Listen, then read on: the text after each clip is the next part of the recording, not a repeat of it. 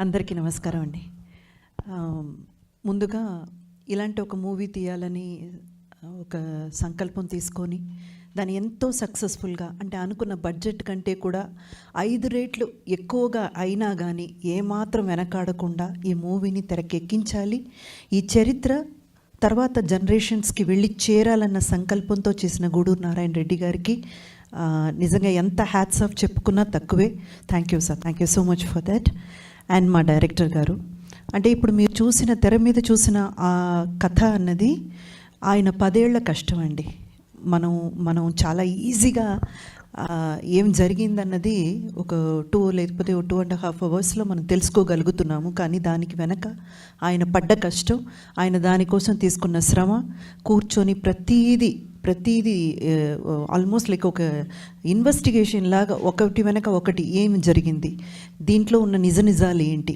ఎందుకంటే ఎప్పుడైనా ఇలాంటి కథలు ముందు తీసుకొచ్చినప్పుడు ఒక పర్టికులర్ ఏమంటారు వర్గానికి మాత్రమే న్యాయం జరిగేటట్టు చూపించకూడదు. నిజం ఏదైతే జరిగిందో ఆ నిజాన్ని కళ్ళకు కట్టినట్టు నిజంగా చూపించాలి అన్న ఒక తాపత్రయంతో మా డైరెక్టర్ గారు అక్కడ ఏదైతే జరిగిందో అదే తీసుకొచ్చారు తెర మీదకి. సో ఎందుకంటే ఇందులో మీరు మూవీ చూసినట్టయితే మీకు అర్థమవుతుంది. చాలామంది తప్పర్థం పడతారు. ఏంటంటే ఇది ముస్లిమ్స్కి వ్యతిరేకమైన మూవీ, హిందూస్కి ముస్లిమ్స్కి మధ్య ఉన్న గొడవల గురించి. ఎస్, ఆ గొడవల గురించి మనం చూపిస్తున్నాము, కానీ ఏదైతే జరిగిందో అది చూపిస్తున్నాం. ఇందులో ఒక ముస్లిం జర్నలిస్ట్ క్యారెక్టర్ కూడా ఉంటుంది. ఆ పర్టికులర్ జర్నలిస్ట్ క్యారెక్టర్ అక్కడ జరిగేటువంటి దాని మీద అంతా, అంటే రజాకర్స్ ఏదైతే చేస్తున్నారో దాని మీద పోరాటం చేసేటువంటి ఒక ముస్లిం క్యారెక్టర్ కూడా పెట్టారు. అండ్ మూవీలో కూడా చూసారంటే 6th నిజాం అయినటువంటి మెహబూబ్ అలీ ఖాన్, ఆయన క్యారెక్టర్ ఎంత మంచి క్యారెక్టర్, ఎంత మంచి పనులు చేశారు ఈ సమాజానికి అనేది కూడా చూపించుంటారు. అంటే ఎవరిని కించపరచడానికో లేకపోతే వాళ్ళకి వ్యతిరేకంగా ఈ మూవీ తీయాలన్న థాట్ అయితే లేదు మా డైరెక్టర్ గారికి. కానీ ఈ ఒక పోరాటం అన్నది తప్పకుండా నెక్స్ట్ జనరేషన్కి వెళ్ళి చేరాలి, వాళ్ళకి తెలియాలి. సో ఈ ఒక ప్రయాణంలో మనమందరం అర్థం చేసుకోవాల్సింది ఏంటంటే ఈ మూవీ తప్పకుండా మనం ఎందుకు చూడాలి. ఓటీటీ ప్లాట్ఫామ్లో రావడం నాకు నిజంగా చాలా చాలా సంతోషంగా ఉందండి. ఎందుకంటే థియేటర్లకు వెళ్ళే ఆడియన్స్ ఇప్పుడు తక్కువైపోయారు. అక్కడ దాకా వెళ్ళి ఒక ఫ్యామిలీని తీసుకువెళ్ళాలంటే వాళ్ళ పక్కన ఉన్న కష్టం కూడా మనం అర్థం చేసుకోవాలి. ఎందుకంటే వాళ్ళకి ఎంత ఖర్చు అవుతుంది అదన్నీ క్యాల్కులేట్ చేసుకొని చాలామంది వెళ్ళడమే మానేశారు. కానీ ఇలాంటి ఒక మూవీ ఓటీటీ ప్లాట్ఫామ్లో వచ్చినప్పుడు ఇంకా చాలామందికి వెళ్ళి చేరేటువంటి అవకాశం ఉంది. అది నాకు చాలా సంతోషంగా ఉంది. ఈ మూవీ పర్టికులర్గా ఎందుకు ప్రతి ఒక్కరూ చూడాలని నేను మనవి చేసుకుంటున్నానంటే, మనం ఏ నేల మీద అయితే బ్రతుకుతున్నామో, ఏ గడ్డ మీద అయితే కాళ్ళు తొక్కి నడుస్తున్నామో ఆ గడ్డకున్న చరిత్ర మనకు తెలిసి ఉండాలి. ఇది తెలియకపోతే ఈ గడ్డ మీద బతికే అవకాశం కానీ అర్హత కానీ మనకెవరికీ లేదు. సో దయచేసి ప్రతి ఒక్కరు ఈ మూవీ చూడండి.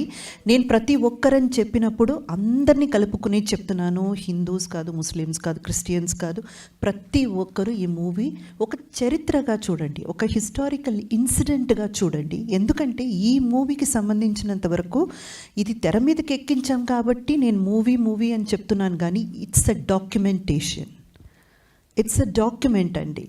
ఎప్పటికైనా తెలంగాణ గురించి, తెలంగాణలో జరిగిన పోరాటం గురించి, నిజాంలకి రజాకర్స్ గురించి ఎవరైనా ఏదైనా తెలుసుకోవాలి అని అనుకుంటే ఈ మూవీ చూస్తే చాలు. మీకు ప్రతి నువాన్సెస్ని మా డైరెక్టర్ గారు చాలా చాలా క్లిష్టంగా కూర్చొని ఇక్కడ తీర్చిదిద్దారనమాట. ఈ మూవీ చూస్తే సరిపోతుంది. అందుకని మీరు ప్రతి ఒక్కరూ తప్పకుండా ఈ మూవీని ఓటీటీలో చూడాలని మళ్ళీ రిక్వెస్ట్ చేస్తున్నాను. అండ్ ఆహా వాళ్ళకి ప్రత్యేకంగా నా ధన్యవాదాలు, ఈ మూవీని తీసుకొని ఓటీటీలో రిలీజ్ చేయడం. అండ్ నాకు సంబంధించినంత వరకు ప్రమోషన్స్లో కానివ్వండి, ఈ మూవీ రిలీజ్ అయినప్పుడు కానివ్వండి, ప్రతి ఒక్క ఇంటర్వ్యూలో కానివ్వండి, నాకు నా కెరియర్లో నేను మర్చిపోలేని మెమరబుల్ క్యారెక్టర్ ఏదైనా ఉందంటే అది ఐలమ్మ. ఎందుకంటే అంత గొప్ప క్యారెక్టర్. నన్ను చూడగానే ప్రతి ఒక్కరు చెప్పేది ఏంటంటే మీరు గ్లామర్గా ఉంటారు, మీరు గ్లామరస్ పాత్రలు అంటే హీరోయిన్గా వర్క్ చేసినప్పుడు కూడా గ్లామర్ హీరోయిన్ కిందే గుర్తించారు, గ్లామర్ పాత్రలు చేశాను. ఆ తర్వాత కథా పాత్రలు మంచి కథకి సంబంధించిన నాయకిగా నేను చేసినా కూడా నన్ను అందంగా ఉంటారని ఆ ఒక్క కోణంలోనే చూశారు. కానీ నిజంగా నాకు అర్థం కానిది ఏంటంటే ఈ ఐలమ్మ క్యారెక్టర్లో ఇంత గ్లామరస్గా అంటే ఒక వ్యవసాయం చేసి బ్రతికే ఒక కూలి పనిచేసి ఒక ఆడదిగా డైరెక్టర్ గారు నన్ను ఎలా ఆలోచించారు, ఆ డైమెన్షన్లో ఎలా నన్ను తీసుకురావాలని ఆయనకు ఐడియా ఎలా వచ్చిందో నిజంగా నేను రుణపడి ఉంటాను సత్యనారాయణ గారు. ఎందుకంటే అలాంటి ఒక పాత్ర ఏ ఆర్టిస్ట్కైనా ఒక వరం అంతే. ఐలమ్మ అన్న ఆ పేరుకున్నటువంటి ఇంపార్టెన్సు నేను ఈ ప్రమోషన్స్ కోసం అటు తెలంగాణ అంటే కొంచెం లోతుగా వెళ్ళినప్పుడు ఇంటీరియర్ తెలంగాణలోకి వెళ్ళినప్పుడు నాకు అర్థమైంది ఆవిడ్ని ఎలా చూస్తున్నారంటే వీర మహిళగా కాదండి, ఒక దేవతలా చూస్తున్నారు. అంత గొప్ప పేరు ప్రఖ్యాతి ఉన్న ఒక క్యారెక్టర్ని నాకిచ్చి నిజంగా నా లైఫ్లో మర్చిపోలేని ఒక మూవీ ఇచ్చినందుకు thank you so much producer గారికి, డైరెక్టర్ గారికి. అండ్ ఎప్పటికీ నాకు ఒక మెమరబుల్ క్యారెక్టర్గా ఇది ఉండిపోతుంది.